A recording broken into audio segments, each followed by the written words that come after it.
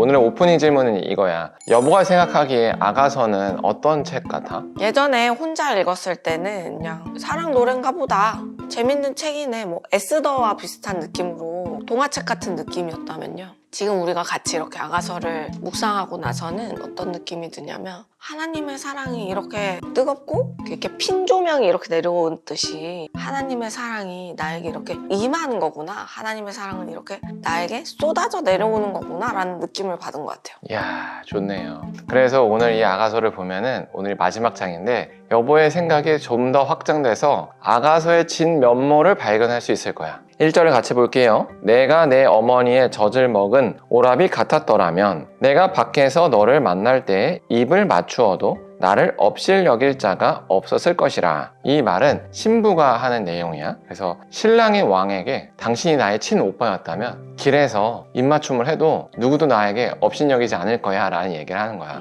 이게 무슨 해괴망측한 소린가? 라는 생각을 할 수 있는데, 당시 배경에는 길을 가다가 서로 포옹을 하고 스킨십, 입맞춤을 할 수 있는 존재는 남녀가 남매밖에 없는 거야. 왜냐하면 성적인 행위는 순수해야 한다, 하나님 안에서 순결해야 한다 라는 게 있는데, 이게 길거리에서 한다라는 것은, 그것도 부부가 했다는 것은 탐욕을 취하고 있다라고 보여주기 때문이 그런 거야. 그래서 신부는 이 남편이 너무 좋아서 집이나 밖이나 늘 껴안고 싶은 거야. 사회적 억압을 벗어나서. 그러다 보니까 이 오빠였다면, 나의 친오빠였다면 마음껏 이곳이든 저곳이든 스킨십을 할 수 있었을 텐데 라는 생각을 하는 거지. 그래서 2절에서 내가 너를 이끌어, 여기서 내가 너르는 신부가 신랑을 이끌어 내 어머니 집에 들이고, 어머니 집에 들인 거 장모님 댁에 왜 들여고 가는 거지? 이게 뭐지? 그냥 아버지의 집도 아니야, 어머니 집이야. 그 말은 뭐냐면 자신이 모든 사회적 규율과 억압에서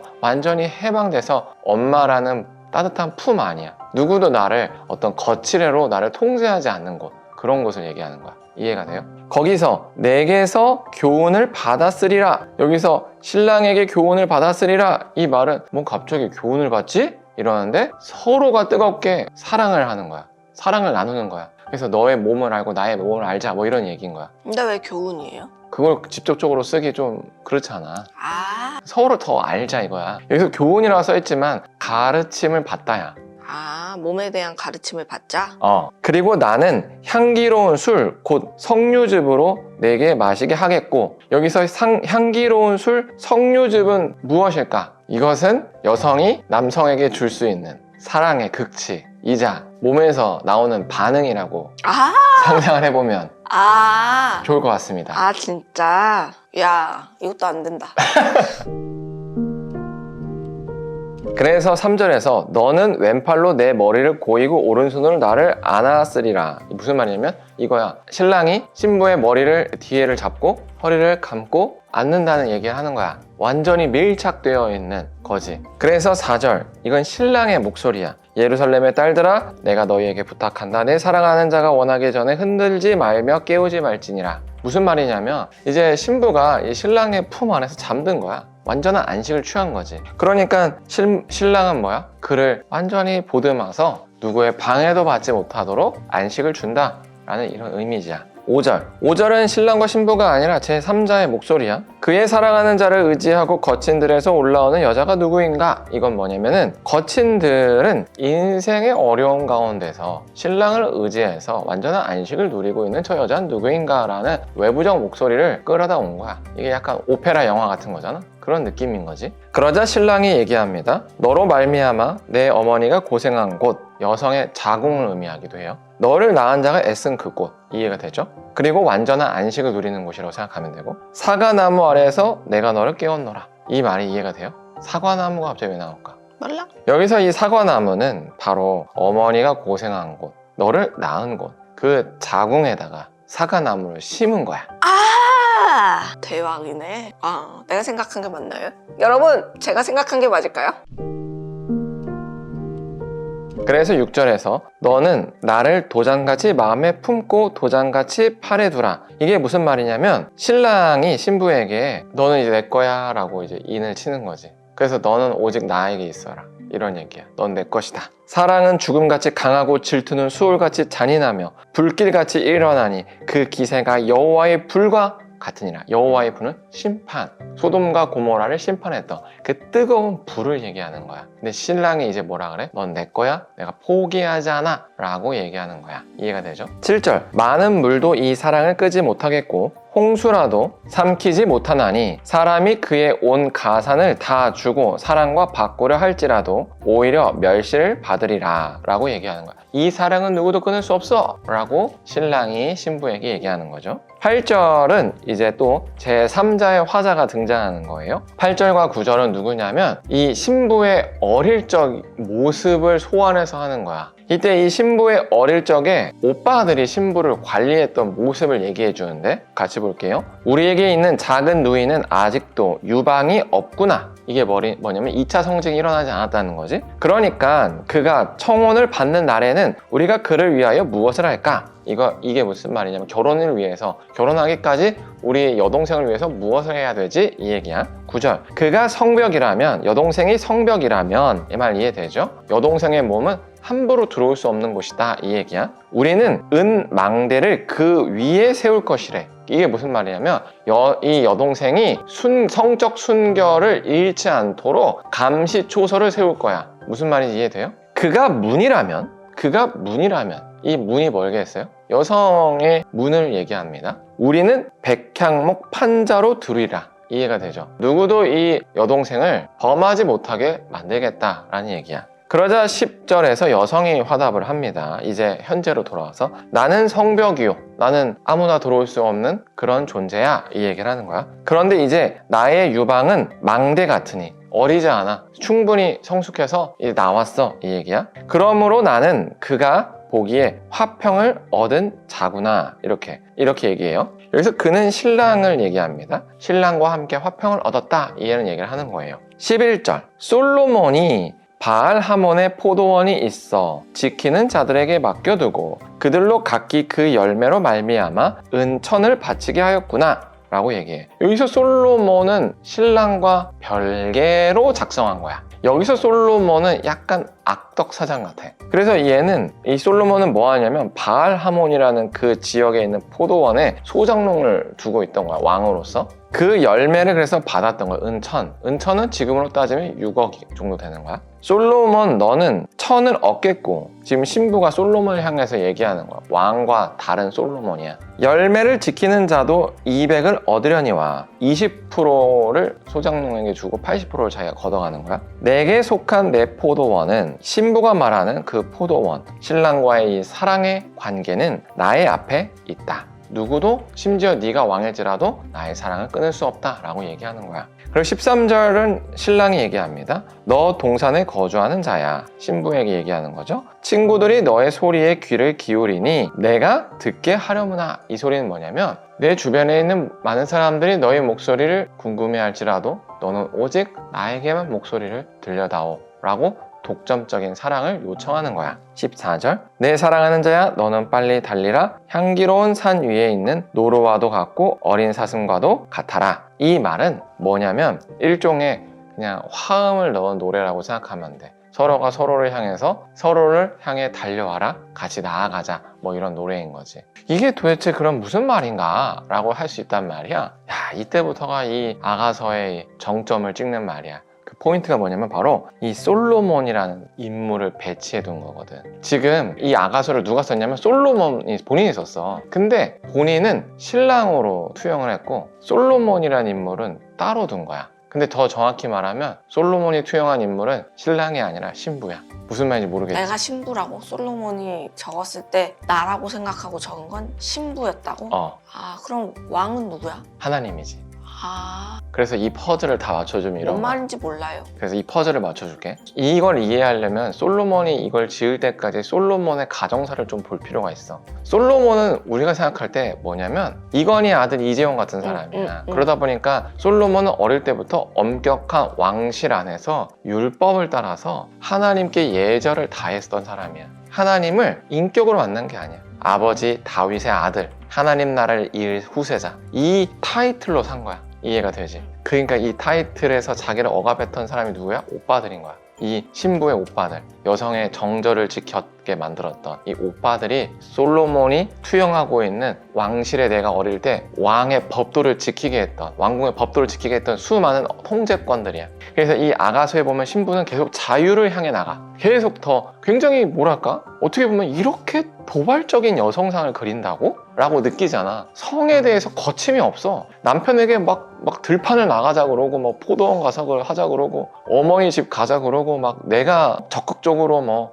너를 기쁘게 해주겠다 그러고. 어떻게 보면 이게 외설적이란 말이야. 근데 솔로몬이 진짜 보여주고 싶었던 건 그게 뭐냐면, 자기는 어린 여성같이 느꼈던 거야. 왕궁 안에서 자기 위에 형들의 눈치, 그리고 형들이 다 친형들이 아니야, 이복 형들이야. 그러니까 권력 다툼 가운데 얼마나 가슴 졸이며 살았겠어. 언제 내 목이 날아갈지 몰라. 그리고 다윗의 역사를 보면 아빠가 죽기 직전까지 왕세자가 누구다고 얘기를 안 해놨단 말이야. 그 다음에 위에 형들이 다 죽고, 압살롬도 죽고, 아도니아가 마지막에 들고 일어서는데 내 목숨은 파리 목숨인 거야. 얼마나 가슴 졸이며 살았겠어. 아빠가 근데 분명히 어릴 때 나한테 점 찍어 준다고 했는데, 마치 사울 왕일 때 어린 다윗에게 기름 부은 것처럼 나한테도 기름은 부었는데 왕이라고 안 해주고 살얼음판을 산 거야.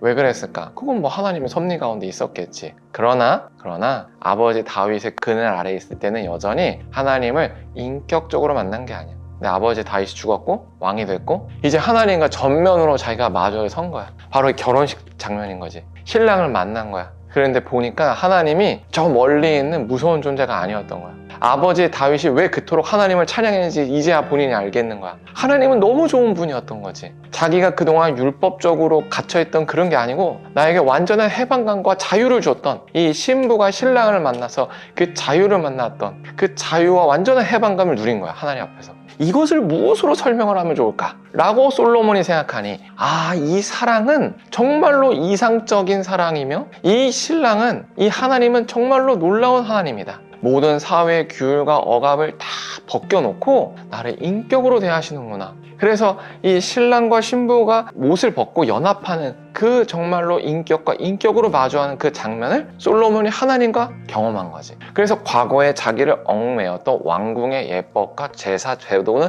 다 날아가고, 하나님 하고 자기가 달려가면 하나님이 그래 하고 끌어 안아주는 그런 뜨거운 사랑과 연합을 솔로몬이 느낀 거야. 그래서 이 뜨거움을 어떻게 표현할까를 생각할 때 가장 적절한 표현이 남녀와의 뜨거운 연합이었던 거지. 그런데 여기서 이 11절 12절의 솔로몬은 누구냐면 바로 그 뜨거움을 뒤로 하고 사람들에게 보여져야 되는 왕으로서의 솔로몬인 거야. 그러니까 솔로몬은 지금 이 아가서를 쓰면서 진짜 자기를 만나는 거야. 왕으로서 보여져야 되는 솔로몬이 있고, 어린 상처투성이였던 솔로몬이 따로 있는 거야. 그 당시 여성들이 이 가부장적인 제도 안에서 그런 억압된 삶을 산 거잖아. 솔로몬은 그걸 발견한 거야. 나구나. 그것을 화해하고 용서해주고 싶은 거야. 해방시켜주고 싶었던 거야. 뭐로써? 아가서로서. 이해가 돼? 그러니까 이런 거지. 그러니까 여기서 솔로몬이 대외적인 솔로몬이다라는 이 느낌으로 솔로몬이라는 단어가 나왔듯이, 우리 여자들도 대외적으로는 어쩔 수 없이 억압을 받고 있지만 하나님으로 인해서 너는 자유하다, 뭐 이런 걸 얘기해 주는 거라고? 아니, 솔로몬이 지금 이 신부로 자기를 투영하면서 나 이렇게 자유로워졌어 라고 세상에 선포하기 위해서 아가서를 썼다고. 그러니까 이 아가서는 솔로몬이 왕으로서 채통도 지키면서 동시에 자기의 내적 치유를 하기 위해서 하나님과 내가 이렇게 사랑으로서 회복되었어요, 이걸 누군가에게 말하고 싶은 거야. 이걸 누군가에게 말하고 싶잖아. 그래야 나 회복됐어, 나누고 싶다고. 그 내적 치유를 받고 싶은 거야. 근데 왕으로서 그걸 누구에게 얘기를 해? 이 나라의 최고 존엄인데. 이해가 돼? 그래서 아가서를 썼다고. 나는 그래서 여자들을 해방시켜줘 이런 게 아니고 내가 하나님으로 해서 이렇게 완전해졌다라는 걸 이야기하고 싶은데 이거 어떻게 이야기하면 좋을까 해서 아가서를 썼다고요? 그런데 어떻게 보면은 이런 그냥 내적 치유적 소설 또는 오페라 연극이란 말이야. 근데 이거를 하나님께서는 성경에 넣으신 거야. 솔로몬의 신앙 고백이라서 그런 거 아니에요? 그거는 인간적인 생각인 거고, 신앙 고백일지라도 역사 가운데 빠질 수도 있었어. 솔로몬의 모든 지필이 성경에 들어간 게 아니란 말이야. 그렇다면 왜 하나님은 이것을 넣으셨을까? 솔로몬이 자기의 내적 치유를 위하여 하나님과의 연합된 사실을 적었지만 사실은 이 신부가 바로 우리라는 거야. 하나님이 우리에게 말씀하고 싶었던 메시지는 이거야. 내가 그 신랑이다. 너도 나에게 와라. 그러면 너도 내가 너의 삶의 모든 문제에서 구원하리라. 이 메시지를 주려고 이걸 준 거야. 그래서 그 7장과 8절로 이어지는 어떻게 보면 너무 적나라한 성적 묘사들이 사실은 솔로몬이 그토록 갈구했던 해방감과 자유를 금기시되는 성적 해방으로서 표현한 거고, 우리도 그동안 사회에서 눌렸던 이렇게 살아야 돼 저렇게 살아야 돼 라는 것과 내가 내 온 몸에 지고 있던 사회를 살아가기 위한 근심 걱정들을 하나님께 맡겨라 이거야. 내가 너의 인생을 책임지고 구원하리라. 이 약속의 메시지를 이것으로 보여주신 거라는 거야. 그래서 성경일 수 있는 거야. 안 그러면 그냥 외설 소설이지. 이해가 돼요? 이 설명을 들어보니까 아가서가 어때 보여요? 그러면 이 오빠들이 세상에 이런 뭐랄까 나를 짓누르려고 하는 이런 많은 세상의 파도, 풍파라고 생각할 수 있겠구나 라는 생각이 들어서 나를 정말 견고하게 보호해 주시겠구나 라는 생각을 했어요. 여기서 또 오빠들이 뭔지를 잘 보면 재밌는데, 오빠들은 여동생을 지켜주는 존재거든. 명목상. 명목상. 근데 여동생 솔로몬은 억압되어 있는 거지. 그럼 이 오빠들은 우리에게 뭘까? 우리를 지켜줄 것 같은 돈, 명예, 세상의 스펙 이런 것들이 사실은 나를 억압한다는 거야. 너 지금 이 나이인데 아직도 이거 있어? 너 이 돈이야? 너 아직도 이 직장이야? 너 뭐 이런 것도 이루지 못했어? 이런 것들. 대단하다 진짜. 그러지 못했어? 라고 세상에서는 얘기하지만 하나님은 너를 그런 것을 초월해서 사랑해. 맞아. 그러니까 지금은 내가 40인데 40에 너 이러고 있어도 돼? 라는 말을 듣더라도 하나님은 너를 45살부터라도 쓸 수 있어. 뭐 이런 거구나. 그래서 이 아가서의 마지막은 내 사랑하는 자야 너는 빨리 달리라로 끝나는 거야. 걱정하지 말고 가라. 하나님과 이야. 함께 나아가자 이거야. 와 대단하다 진짜. 그래서 이 아가서가 사랑의 극치의 노래라고 표현하는 거야. 그렇구나. 진짜 대단하다. 와 걱정하지 말고 해봐 이런 거네. 대박. 요한계시록을 읽었을 때보다 훨씬 좋다. 어때 아가서가 이제 보니까? 여기 전까지는 이런 느낌인 거야. 하나님의 사랑이 정말 맹목적으로 한 남자가 한 여자를 사랑할 때에 그 맹목적으로 사랑하는 그 사랑이야 라고 얘기하는데, 마지막에 그 사랑이 너를 모든 것으로부터 지켜주고 모든 것으로부터 해방되게 해서 너가 무엇이든 할 수 있어 라고 이야기해주면서 무엇이든 할 때 하나님은 너를 지켜줄 거야 라고 얘기하는 느낌? 도전을 하면 망하면 어떡하지? 라는 걱정하잖아요. 근데 하나님께서 나를 지켜줄 거니까 무엇이든 도전해봐. 그래서 안 되면 이 길은 아니었고 다른 길, 이 길은 아니었고 다른 길 이렇게 해도 괜찮아 라고 얘기해 주는 것 같아요. 좋습니다. 그래서 우리가 오늘 하루를 살 때 우리를 완전히 품어주시고 모든 억압과 통제와 불안과 걱정에서 자유케 하시는 그 하나님을 믿고 나아갔으면 좋겠습니다. 기도로 마치겠습니다. 사랑의 하나님, 우리가 아가서 8장을 통하여 하나님께서 우리를 얼마나 사랑하시고 우리를 모든 억압과 통제와 우리의 근심 걱정으로부터 자유케 해주심을 나눴습니다. 그래서 우리가 오늘 하루를 살 때 우리 하나님을 신뢰하여 이 놀라운 자유를 누리고 만끽할 수 있게 하여 주시옵소서. 예수님의 이름으로 기도합니다. 아멘. 아멘.